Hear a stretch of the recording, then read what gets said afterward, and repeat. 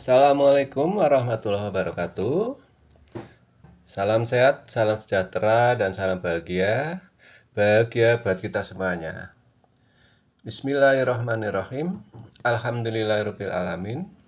Asyhadu alla ilaha illallah wa asyhadu anna Muhammadar Rasulullah. Allahumma sholli wa sallim ala sayyidina Muhammad wa ala ali sayyidina Muhammad. Sahabat yang dirahmati Allah dimanapun saja berada, sebuah kisah menarik yang mungkin bisa dijadikan sebagai suri teladan dalam kehidupan kita sehari-hari. Sejak pulang dari iktikaf di masjid selama 3 hari bersama jamaah dakwah, Dr. Agus menjadi pribadi yang berbeda. Sedikit-sedikit bicaranya Allah, sedikit-sedikit bicaranya Rasulullah. Cara makan dan cara tidurnya pun berbeda. Katanya itulah cara tidur Nabi SAW. Rupanya pengalaman iktikaf dan belajar di masjid betul-betul berkesan baginya. Ada semangat baru. Namun, beliau juga jadi lebih banyak merenung. Dia selalu teringat-ingat dengan kalimat yang dibicarakan Amir Jamaah tadi. Obat tidak dapat menyembuhkan, yang menyembuhkan adalah Allah. Obat bisa menyembuhkan berhajat kepada Allah karena sunatullah. Sedangkan Allah menyembuhkan tidak perlu adanya obat. Allah bisa menyembuhkan dengan obat atau bahkan tanpa obat. Yang menyembuhkan bukanlah obat, yang menyembuhkan adalah Allah. Dia pun merenung, bukan hanya obat, bahkan dokter pun tidak punya upaya untuk memberi kesembuhan. Yang memberi kesembuhan hanyalah Allah semata. Sejak itu, sebelum memeriksa pasien, ia selalu bertanya, "Bapak sebelum kesini sudah izin dulu kepada Allah? Atau sudah berdoa meminta kesembuhan kepada Allah? Atau sudah lapor dulu kepada Allah?"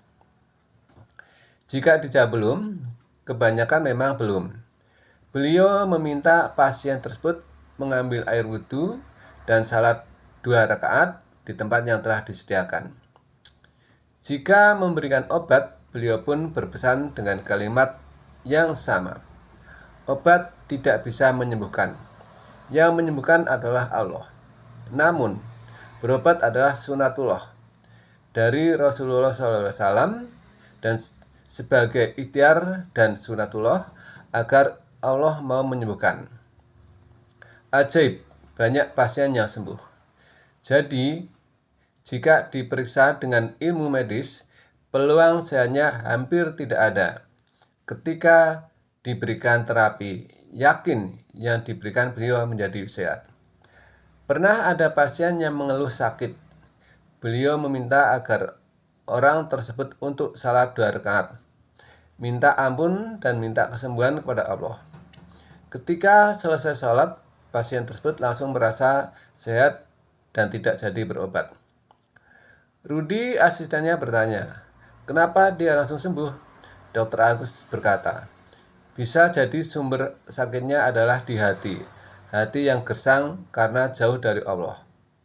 Efek lain adalah pasiennya pulang dalam keadaan senang dan gembira, karena tidak hanya fisiknya yang diobati, namun batinnya juga terobati.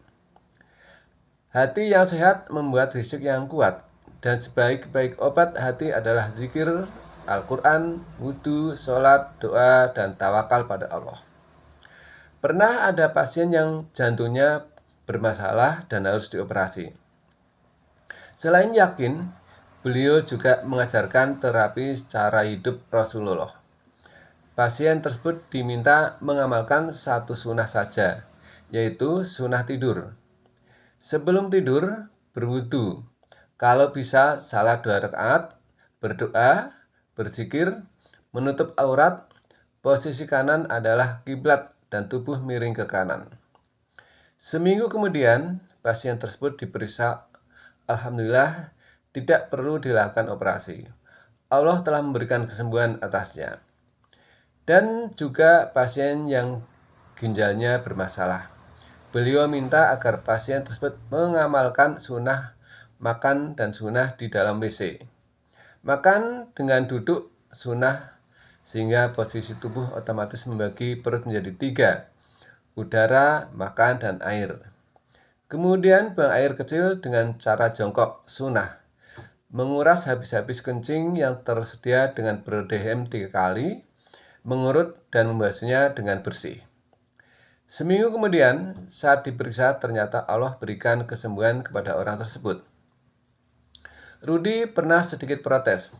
Sejak melibatkan Allah, pasien jadi jarang bolak-balik dan berisiko mengurangi pendapatan beliau. Namun Dr. Agus katakan bahwa rezeki adalah urusan Allah.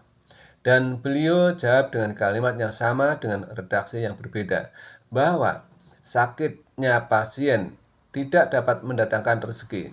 Yang memberikan rezeki adalah Allah. Allah juga bisa mendatangkan rezeki tanpa melalui sakitnya pasien. 6 bulan berikutnya, seorang pasien yang pernah sembuh karena dimintai sholat oleh beliau datang ke klinik mengucapkan terima kasih dan berniat mengajak dokter serta asistennya umroh bulan depannya. Dr. Agus kemudian memanggil Rudy ke dalam ruangan. Sebenarnya beliau tahu bahwa Rudy ingin sekali berangkat umroh. Namun, kali ini beliau ingin bertanya langsung dengannya.